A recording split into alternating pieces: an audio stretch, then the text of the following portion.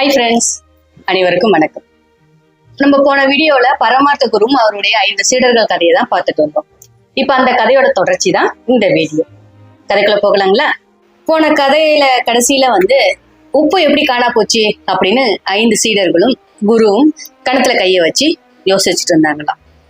இப்படி யோசிச்சுட்டே இருந்தா என்ன பண்றது, சாப்பாட்டுக்கு ஏதோ ஒரு வழி பண்ணணுமே அப்படின்ட்டு அடுத்த ஊருக்கு கிளம்ப ஆரம்பிச்சுட்டாங்க. அவங்க ரொம்ப நாளா ஒரே ட்ரெஸ்ஸை தான் போட்டுட்டு இருந்ததுனால ட்ரெஸ் என்னாச்சுன்னா கிழிஞ்சிருச்சான். அப்போ குரு என்ன சொல்றாரு, எல்லா 5 சீடர்களையும் கூப்பிட்டு போயிட்டு பக்கத்து கடையில போயிட்டு ஊசி வாங்கிட்டு வாங்க அப்படின்னு சொல்லி அனுப்பிடுறாரு.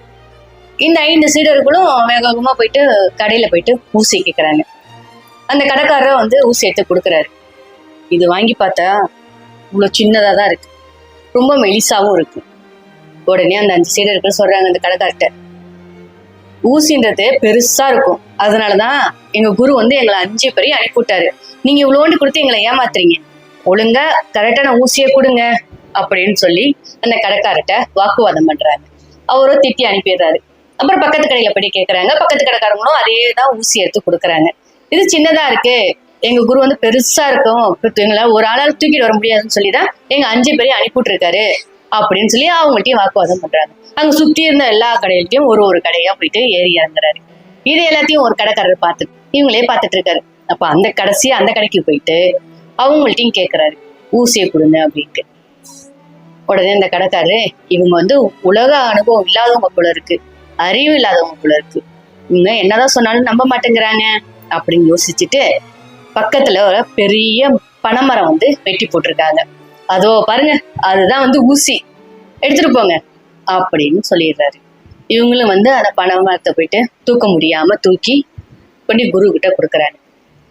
அதை பார்த்தோன்னே குரு ரொம்ப ஷாக் ஆயிடுறாரு. என்ன, இதுவா ஊசி, இதை வச்சு எப்படி துணி தைக்க முடியும் அப்படின்னு சொல்லி கேட்கிறாரு. 5 சீடர்களும் நடந்தது எல்லாத்தையுமே சொல்றாங்க.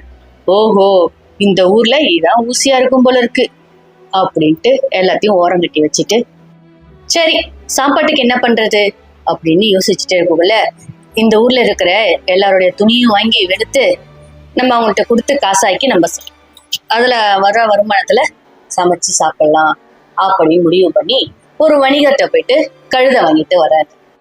அந்த கழுதைய வீட்டு வாசல்ல ஒரு கயிறுல போட்டு கட்டி வச்சுட்டு எல்லாரும் தூங்க போயிடுறாங்க. அப்ப அந்த நேரம் பார்த்து ஒரு திருடன் வரான். அந்த கழுதைய அவுத்து ஓட விட்டுறான். கொஞ்ச நேரம் கழிச்சு மடைய வெளில வரான். பார்த்தா அந்த கழுதை கட்டிட்டு இருக்கிற இடத்துல மனுஷன் இருந்தான். உடனே மடையன் கேக்குறான், என்ன இங்க கழுதை தானே இருந்துச்சு, இனி இங்க இருக்க அப்படின்னு சொல்லி கேக்குறான். உடனே அந்த மனுஷன் சொல்றான், நான் ஒருத்தரோட சாபத்தால கழுதையா மாறிட்டேன், கைப்பட்டதுனால திரும்பவும் நான் மனுஷ பிறவிய எடுத்துட்டேன். உடனே மடை என்ன செய்யறான், அந்த 4 சீடர்களையும் குரு எல்லாரையுமே கூப்பிடுறான். வேகமா கூப்பிட்டு, இங்க பாருங்க, நம்ம கைப்பட்டதுனால கழுதையா இருந்தவன் மனிதனா பிறவி எடுத்துட்டான் அப்படின்னு சொல்லி சொல்றான். சரின்னு அவன் என்ன செய்யறாங்க, அவுத்து விட்டு போடா அப்படின்னு துரத்தி விட்டுறாங்க. அவன் என்ன செய்யறான், அந்த கழுதை ஏதோ ஒரு பொந்துல ஒளிஞ்சிட்டு இருக்கு, அந்த கழுதையும் கூப்பிட்டுக்கிட்டு இவன் போயிடுறான். இந்த மாதிரி முட்டாள்கள் இருக்கிற வரைக்கும் நமக்கு என்ன நஷ்டம் அப்படின்ட்டு அந்த கழுதையை கூட்டிட்டே போயிடுறான். அடுத்த நாள் காலையில என்ன செய்யறாங்க, அந்த ஊர்ல இருக்கிற ஒரு பெரிய பணக்காரர் வீட்டுல போயிட்டு அந்த குருவும் அந்த சீடர்களும் ட்ரெஸ் எல்லாம் வாங்கிட்டு நாங்க உங்களுக்கு ட்ரெஸ் எல்லாம் துவைச்சு தரோம் அப்படின்னு சொல்லி வாங்கி எடுத்துட்டு வராங்க. அவரும் என்ன செய்யறாரு, அந்த பணக்காரரும் ட்ரெஸ் எல்லாம் கொடுக்கல, எங்களுக்கு நல்லா துவைச்சு தரணும், அழுக்கு நல்லா போகணும், துணி பார்க்கறதுக்கு நல்லா புதுசு மாதிரி இருக்கணும் அப்படின்னு சொல்லி கொடுக்குறாரு. இவங்களுக்கு அது என்ன தெரிய போகுது, ஏதோ இவங்க கடமைக்குன்னு வாங்கி எடுத்துட்டு வராங்க. அந்த ஆத்துல போயிட்டு துவைக்கிறாங்க. அந்த வெள்ளை துணியெல்லாம் என்ன ஆகுதுன்னா அந்த பாசப்பட்டு பட்டு பட்டு பச்சையாயிடுது. கலர் துணியெல்லாம் என்ன ஆகுதுன்னா இவங்க துவைக்கிற துவையில கிழிஞ்சு போகுது. அப்பாடா, நம்ம இப்ப வெள்ளை துணியை நல்ல பச்சை துணியை சாயம் ஏற்றிருக்கோம், நம்ம சூப்பரா துவைச்சிருக்கோம் அப்படின்ட்டு ரொம்ப சந்தோஷமா அந்த பணக்காரர்கிட்ட கொடுக்குறாங்க. இவரும் வாங்கி பார்த்தா அவரோட புது துணி எல்லாமே கிழிஞ்சு இருக்கு. வெள்ளை துணி எல்லாம் அந்த பாசை கலர் ஏறி பச்சையாயிருக்கு. பயங்கர கோவம் இவர் என்ன செய்யறாரு, ஒரு குச்சி எடுத்து அடிக்க போறாரு. இவர் எதுக்குதான் அடிக்க வர்றாருன்னு தெரியாம அந்த குருவும் அந்த சீடர்களும் வேகமா ஓடிடுறாங்க.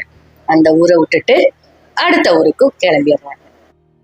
அடுத்த ஊருக்கு போனதும் அங்க உள்ள மக்கள் என்ன செய்யறாங்க, இவர் பெரிய ஞானி போல இருக்கு, பெரிய மகான், நம்ம ஊருக்கு வந்திருக்காருப்பா அப்படின்ட்டு அவருக்கு வந்து உபதேசம் பலமா நடக்குது. நிறைய விதவிதமான சாப்பாடு பழம் எல்லாமே எடுத்துட்டு வந்து அவர் காலுக்கு அடியில வைக்கிறாங்க. இவர் ரொம்ப சந்தோஷமா எல்லாத்தையும் வாங்கி வாங்கி சாப்பிட்டுறாரு. சாப்பிட்டு சாப்பிட்டு என்ன ஆகுது, அவரோட வயிறு ரொம்ப பெருத்து போயிடுச்சு. அந்த சீடர்கள் அதை பார்த்துட்டு அந்த குரு கிட்ட சொல்றாங்க, உங்களுடைய வயிறு வந்து இருக்க இருக்க பெருத்து போகுது, இப்படியே போச்சுன்னா உங்க வயிறு வெடிச்சிரும் குரு அப்படின்றாங்க. இவருக்கு பயமாயிடுச்சு. என்னடா சொல்றீங்க, அப்ப இதுக்கு என்ன பண்றது, வாங்க போயிட்டு மருத்துவரை பார்த்துட்டு வரலாம். சீடர்கள் என்ன சொல்றாங்க, இல்ல குரு, நம்ம மருத்துவர்கிட்ட போனா அதிக செலவாகும், நம்மளே வைத்தியம் ஏதாவது பண்ணி சரி பண்ணிடலாம் அப்படின்னு சொல்றாங்க. உடனே குரு என்ன செய்யறாரு, அவர்கிட்ட இருந்த அந்த ஓலைச்சுவடி எடுத்து பாக்குறாரு. அதுல வந்து லேகியம் சாப்பிட்டா தொப்பை குறையும் அப்படின்னு எழுதியிருக்கு. சரி, லேகியத்துக்கு நம்ம எங்க போகிறது அப்படின்னு குரு யோசிக்கிறாரு.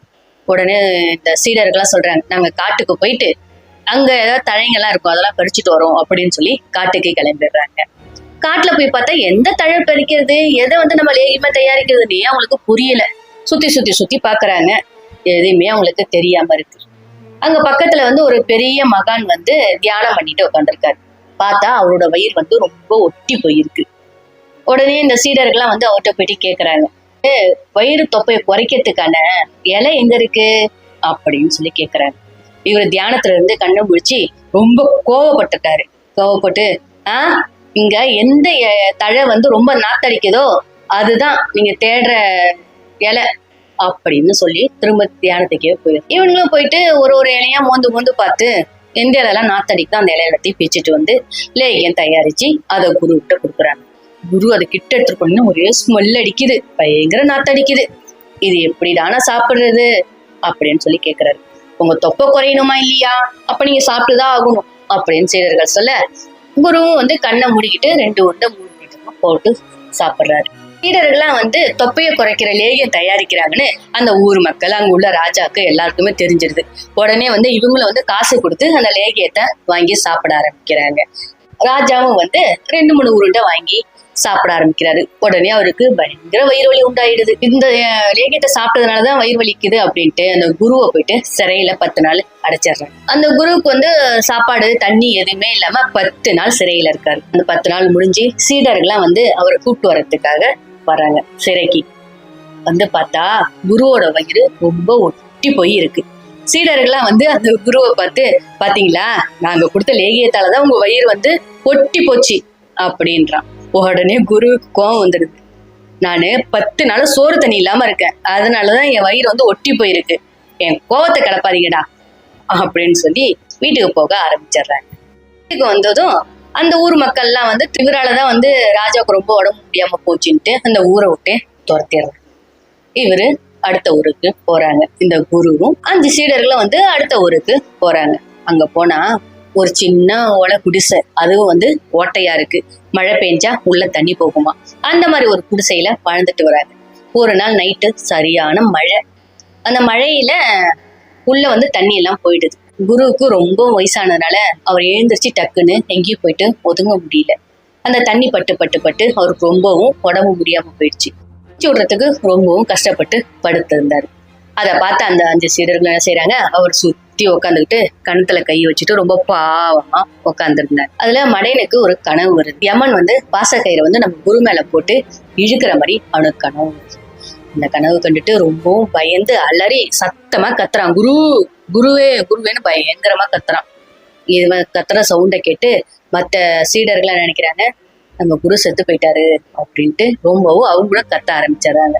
கத்தி அழுது ஆர்ப்பாட்டம் பண்ணி அந்த குருவை வந்து பக்கத்துல இருக்கிற தொட்டியில நல்ல ஜில்லு தண்ணி அந்த தொட்டியில போயிட்டு குளிக்க வைக்கிறாங்க. வச்சு அமுக்கி அமுக்கி எடுக்கிறாங்க. ஆனா அவர் வந்து சாகல, மூச்சு விட முடியாம தான் இருந்திருக்கு. இவங்க என்ன செய்யறாங்க, குரு செத்து போயிட்டாருன்னு நினைச்சுக்கிட்டு போயிட்டு குளிக்க வைக்கிறாங்க. குளிக்க வைக்கக்குள்ள அமுக்கி அமுக்கி எடுக்கக்குள்ள இவர் மூச்சு திணறி அப்பதான் அவரோட உயிர் பிரியுது. இது தெரியாம அவங்க அமுக்கி அமுக்கி அந்த குருவே சாவடிச்சிடுறாங்க. எவ்வளவு பெரிய முட்டாளா இருக்காங்க பாத்தீங்களா இவங்க 5 பேரும். அப்புறம் அவரை வந்து அந்த ஊர்லயே வந்து அடக்கம் பண்ணிடுறாங்க. இந்த 5 சீடர்களும் அவரோட வழியை பின்பற்றி அடுத்தடுத்த ஊருக்கு இந்த மாதிரி நிறைய நகைச்சுவை சம்பவங்களை செஞ்சு வாழ்ந்துட்டு வராங்க. இந்த கதை எல்லாருக்கும் பிடிச்சிருக்கும்னு நினைக்கிறேன். பிடிச்சிருந்துச்சுன்னா லைக் பண்ணுங்க, ஷேர் பண்ணுங்க, மறக்காம குருலட்சுமி சேனலை சப்ஸ்கிரைப் பண்ணுங்க. சப்ஸ்கிரைப் பண்ண அனைவருக்கும் எங்கள் மனமார்ந்த நன்றி. நாளைக்கு வேறொரு கதையோட சந்திப்போம். தேங்க்யூ. பாய்.